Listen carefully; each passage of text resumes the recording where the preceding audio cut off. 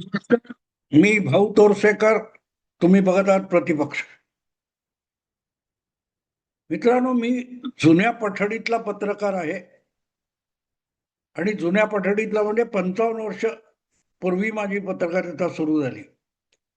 त्यामुळे आजकालची भाषा पत्रकारितेची ही माझ्या आवाक्या बाहेरची आहे. कोणी कोणाला धू धू धुतलं वगैरे मला असलं ऐकायला पण आवडत नाही. ज्या वेळेला खरंच असं काहीतरी होतं तेव्हा ते शब्द टाळावे असं पण वाटत नाही. गेले आठवडाभर सुनित्रा वहिनींचा जो अजितदादा गट राष्ट्रवादी काँग्रेस पक्ष आहे त्याच्या विरोधात तो फुटणार, त्या पक्षांच्या नेत्यांमध्ये मतभेद आहेत, अशा स्वरूपाच्या बातम्यांचा अचानक लोंढ सुरू झाला. बघता बघता बघता झालं हे फुटले ते फुटले. बघा, आनंद परांजपे. मला गंमत वाटली, आनंद परांजपे कोण आहे? आनंद परांजपे हा एवढा दिग्गज नेता राष्ट्रवादी काँग्रेस पक्षाचा असता तर तो एकनाथ शिंदे यांच्या शिवसेनेत गेला असता का? मुळात आनंद परांजपे हा शिवसेनेतला खासदार आहे. त्याचे वडील परांजपे हे माळगींच्या नंतर ती जागा भाजपकडून शिवसेनेने मागितली आणि मिळाली. तेव्हा प्रकाश परांजपे यांना लोकसभेवर पाठवण्यात आलं आणि त्यामुळे त्यांच्या अकाली निधनानंतर त्या जागी शिवसेनेकडून त्यांचा पुत्र म्हणून आनंद परांजपे यांना ती जागा मिळाली. 2009 मध्ये जी मतदारसंघाची फेररचना झाली त्यामध्ये ठाणे आणि कल्याण असे 2 मतदारसंघ निर्माण झाले आणि ठाण्यातले 4 आणि मुंबईतले 6 असे जे 10 लोकसभा मतदारसंघ होते त्यामध्ये शिवसेना आणि भाजप युती यांचा एकमेव खासदार निवडून आला तो आनंद परांजपे होता. आणि एकनाथ शिंदे यांचा लाडका म्हणूनच आपल्या सहकार्याचा मुलगा म्हणून पुत्रवत प्रेमाने एकनाथ शिंदे यांनी ती जागा त्याला मिळू दिली आणि 10 पैकी एकमेव खासदार आला. आणि पुढल्या काळात त्याला कुठची दुर्बुद्धी झाली आणि त्याने शिवसेना सोडून राष्ट्रवादी काँग्रेसमध्ये प्रवेश केला आणि तिथून आनंद परांजपे याच्या दुर्दैवाचे दशावतार सुरू झाले. योगायोग बघा, जो मतदारसंघ तयार झाला कल्याण म्हणून त्यातून सगळ्यात पहिल्यांदा निवडून आलेला खासदार आनंद परांजपे होते. आणि त्यांनी मूर्खपणा केला नसता तर 2014 मध्ये तो मतदारसंघ श्रीकांत शिंदे यांच्याकडे गेला नसता. पुत्रवत प्रेम असलेल्या आनंद परांजपेचा मतदारसंघ एकनाथ शिंदेना आपल्या मुलासाठी घ्यावा लागला. आणि 14 असो, 19 असो, 24 असो, या 3ही लोकसभा निवडणुकीत श्रीकांत शिंदे त्याच मतदारसंघातून निवडून आले. आणि इतके दिवस आषाढभूतपणे कुठलं तरी पद मिळावं म्हणून राष्ट्रवादी काँग्रेस, मग शरद पवारांना सोडून अजितदादा गट करत करत आता विधान परिषदेत सुद्धा आपली वर्णी लागत नाही म्हणून आनंद परांजपे हे एकनाथ शिंदे यांच्या शिवसेनेत आले. याला अजितदादा राष्ट्रवादी गटातली फार मोठी विकेट पडली वगैरे म्हणायचं असेल तर मग असलं राजकीय विश्लेषण करणाऱ्यांना कोपरापासून नमस्कार आहे. पण एक गोष्ट त्यातून लक्षात येते, आनंद परांजपे यांनी पक्षांतर करण्याची वेळ आणि काही युट्यूबर्स आणि माध्यमातले काही चाय बिस्कुटे पत्रकार यांनी सुनेत्रा वहिनींच्या पक्षामध्ये जे सुरुंग पेरलेले आहेत त्यांचा होणारा स्फोट आणि आनंद परांजपे यांचं पक्षांतर हे सलग पाठोपाठ झाल्यामुळे आनंद परांजपे यांना फार मोठं महत्व मिळालं. नाहीतर त्यांच्या इकडून तिकडे जाण्यातून ना आधीच्या पक्षाला फरक पडलाय ना नंतरच्या पक्षाला फरक पडणार आहे. पण ह्यातून एक गोष्ट लक्षात येते की आता 3 वर्ष निवडणुका नसल्यामुळे जशी विरोधी पक्षातल्या महाविकास आघाडीतल्या पक्षांची जलमीन मछली अशी परिस्थिती झालेली आहे, तितकीच ती दुर्दशा अशा चाय बिस्कुट्या पत्रकारांची झालेली आहे. त्यामुळे कोण एक बिस्कुट दाखवतो की शेपूट हलवत तुला पाहिजे ती बातमी रंगवतो, आण रे बाबा.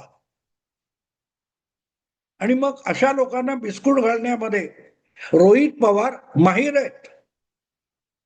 अजितदादांच्या अपघाती निधनानंतर रोहित पवारांनी अशा बिस्कुटाची आणि चहाच्या किटलीची सोय करून ठेवलेली आहे. जो कोणी दारात येईल त्याच्या कटोऱ्यामध्ये चहा ओतायचा आणि बिस्किटाचा पोडा फेकून सोड, सुरू कर. अदरवाईज रोहित पवार यांनी गेल्या 4 महिन्यामध्ये जो काय बातम्यांचा धुमाकूळ घातलाय त्यातलं एक अक्षर सुद्धा खरं ठरू शकलेलं नाही. पण बातम्या रंगवल्या जात आहेत, बातम्या रंगवल्या जात आहेत. आणि समोरची बाजू म्हणजे सुनेत्रा वहिनी ज्या पक्षाच्या सर्वोच्च अध्यक्ष आहेत, त्या अजितदादा गटाचे नेते, ज्येष्ठ नेते, इतर नेते गप्प बसतात म्हणून त्यावर या मोकाट सुटलेल्यांनी चौफेर भूभुत्कार केला तर नवल नव्हतं.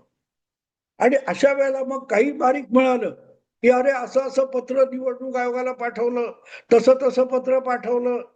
मग तिकडे दिल्लीच्या पक्षाच्या कार्यालयामध्ये तटकरे आणि पटेल यांना प्रवेश बंदी करण्यात आली. काय काय काय काय रंगवलं जाते मित्रांनो. माझा एक मित्र होता, त्याचं साताऱ्याला 16 एकराचं फार्म हाऊस होतं. आणि त्याच्याबरोबर जेव्हा जेव्हा त्याच्या गाडीतून मी जायचो तेव्हा तो पहिल्यांदा गेट मधून आत गेल्यानंतर दुतर्फा प्लॉट होते वेगवेगळे, काय आंबा चिकू असतील ते, आणि त्याच्यामधून रस्ता होता, तो शेवटपर्यंत जायचा आणि परत मागे यायचा. पण ती गाडी आल्यानंतर, गेट उघडल्यानंतर ती गाडी जशी शेवटपर्यंत रस्त्यावर जायची आणि मागे त्याचं राहायसाठी घर बांधलं होतं तिथे यायची, तोपर्यंत त्याच्या शेतावर फार्म हाऊसवर पाळलेली जी 2-3 कुत्री होती ती दुतर्फा त्याच्या मागून बाजूने रस्त्याच्या दौडत जायची आणि तितकीच दौडत परत यायची.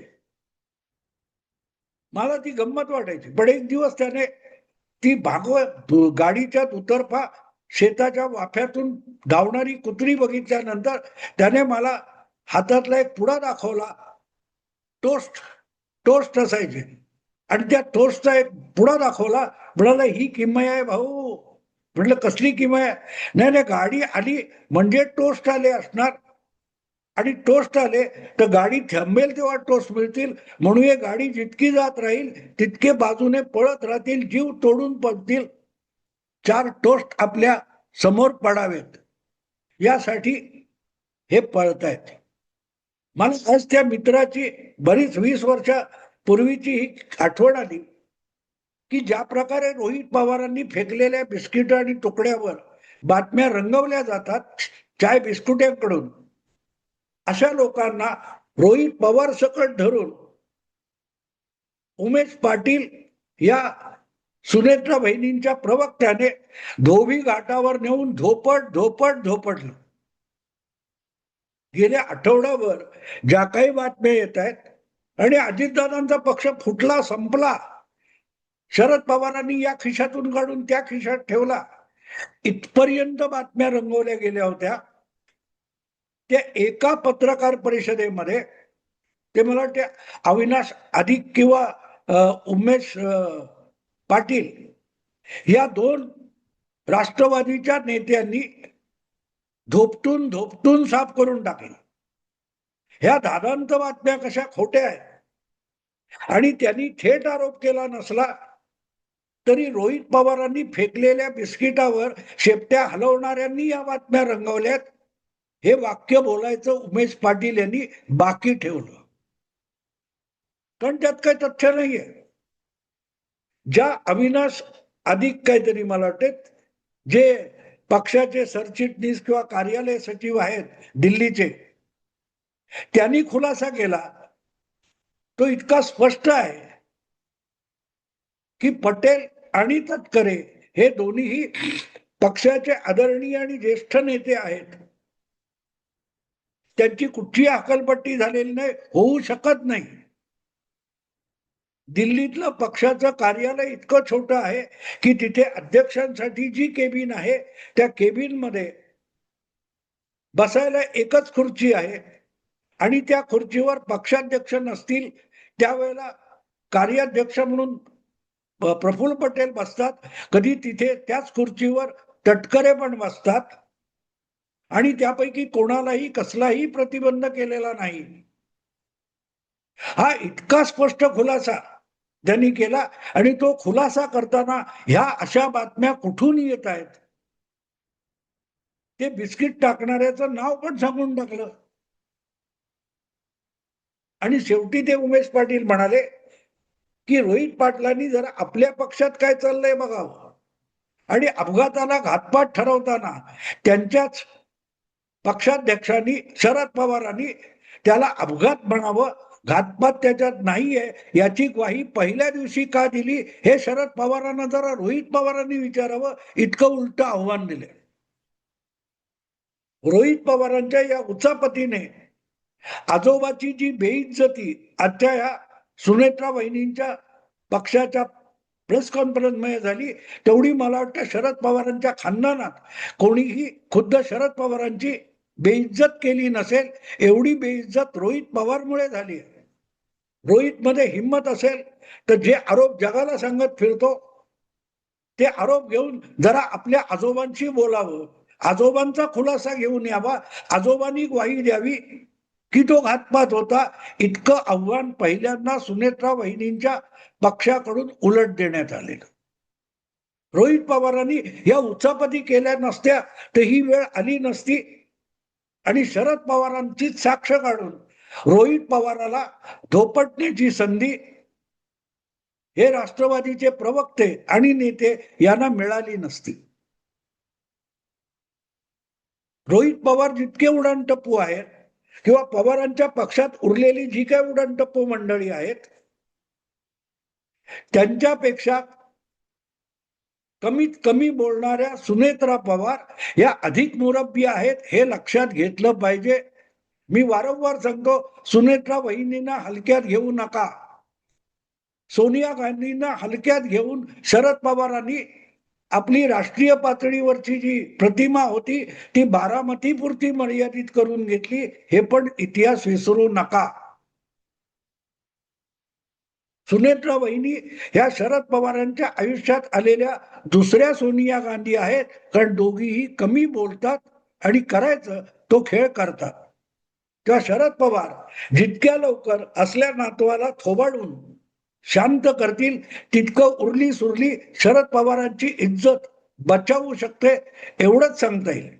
पण आजचा मुद्दा इतकाच आहे की अशा कोणी भिरकावलेल्या बिस्किटावर शेपट्या हलवत धावत सुटणारे जे कोणी आहेत त्यांनी आपली सुद्धा इज्जत थोडी वाचवावी. अजितदादांचा पक्ष खल्लास, पटेल तटकरेंचं राजकारण खल्लास, असे काय खल्लास खल्लास मरत डल्लासला जाणारे जे लोक आहेत त्यांची अक्कल जितकी लवकर ठिकाणावर येईल तितकं चांगलं आहे. चांगलं आहे. याचं कारण काल परवाच मुख्यमंत्री देवेंद्र फडणवीस यांनी या विषयात बोलताना एक साफ खुलासा करून टाकला की सुनेत्रा वहिनींच्या पाठीशी त्यांचे दोन भाऊ खंदे उभे आहेत. एक ते स्वतः आणि दुसरे उपमुख्यमंत्री एकनाथ शिंदे. ज्या मित्राचं अपघाती अकाली निधन झालंय त्याच्या पत्नीला राजकारणात उभं करायचं आणि त्या महिलेला आपल्या मित्राचा पक्ष सावरायला सर्व प्रकारची मदत करायची, ही आमची ठरलेली गोष्ट आहे असं फडणवीसांनी सांगितलं. तिथे विषय स्पष्ट होतो. आम्ही राष्ट्रवादीचा कोणीही आमदार वगैरे फोडणार नाही इतकी ग्वाही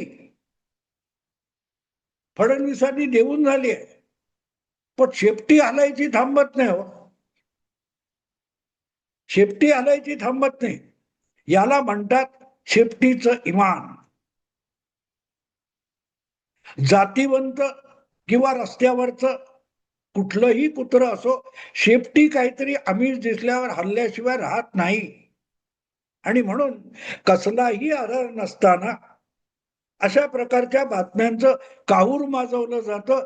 त्यातून शंकेचं वातावरण तयार होईल आणि आपसामध्ये युतीत भांडणं लागतील ही अपेक्षा आहे. पण ती पूर्ण करण्या इतके देवेंद्र फडणवीस किंवा एकनाथ शिंदे मूर्ख नाहीत. मूर्ख नाही. त्यांच्या पक्षात कोणी संजय राऊत नाहीये, अनिल परब नाहीये, हे पहिलं लक्षात घ्या. महायुतीमध्ये बसलेले जे पक्ष आहेत त्यांच्यामध्ये उद्धव ठाकरेंच्या निष्ठावानांच्या दर्जाचे कोणीही कार्यकर्ते नेते नाहीत. आणि म्हणून महायुतीमध्ये बिंब घालण्याचे जे काय प्रयत्न माध्यमांकडून चालतात त्याला यश कधीही मिळणार नाही. कधीही मिळणार नाही. आणि मी यापूर्वी सांगून झाले, पटेल किंवा तटकरे हे कितीही कर्तबगार नेते असले तरी महाराष्ट्राचं राजकारण चालवण्याची आणि राबवण्याची आपली क्षमता नाही, आपली प्रतिमा नाही, आपला वारसा नाही हे ओळखण्याची किंचित अक्कल तरी त्यांच्याकडे. त्यामुळे राष्ट्रवादी फोडून तिसरी फूट पाडणं वगैरे असली खोड्यासारखी स्वप्न प्रफुल्ल पटेल यांच्यासारखा व्यवहारी नेता आणि तटकरे यांच्यासारखा तळागाळातून आलेला नेता हा मूर्खपणाचा विचार कधीही कदापिही करणार नाही. किंबहुना त्यांनी जी चतुराई दाखवली, प्रासंगिकता दाखवली, त्यामुळे आज 4 महिन्यानंतर देखील राष्ट्रवादी अजितदादा गट टिकून आहे. नाहीतर अजितदादांचं निधन झालं आणि अंत्यसंस्कार चालू असताना तो पक्ष आपण खिशातच टाकलाय अशा प्रकारे शरद पवारांच्या गटातले सगळे नेते आणि त्यांची लाडकी कन्या वागत होती. लोकांच्या नजरेत भरले. आणि इतकं सगळं असून सुद्धा दुःखात बुडालेल्या सुनेत्रा वहिनींना सावरून, अजितदादांच्या दोन्ही पुत्रांना सावरून पक्ष अलगद परत आणून त्यांची अमानत म्हणून त्यांच्याकडे सोपवण्याचं काम ज्या दोघांनी केलं ते पक्ष गिळंकृत करणार. ह्या तर्क किती कुतर्क आणि अतर्क आहे हे तुमच्या लक्षात आहे. असो, या निमित्ताने सुनेत्रा वहिनींच्या पक्षाच्या प्रवक्त्यांनी पत्रकारांसमोर येऊन पत्रकार परिषद घेऊन रोहित पवारांसकट त्यांनी सुपारी दिलेल्या पत्रकारांना धोबी घाटावर धोपटलं. त्याबद्दल त्यांची पाठ थोपटून थांबतो. आवडलं लाईक करा, शेअर करा आणि प्रतिपक्षाला सबस्क्राईब करा. नमस्कार.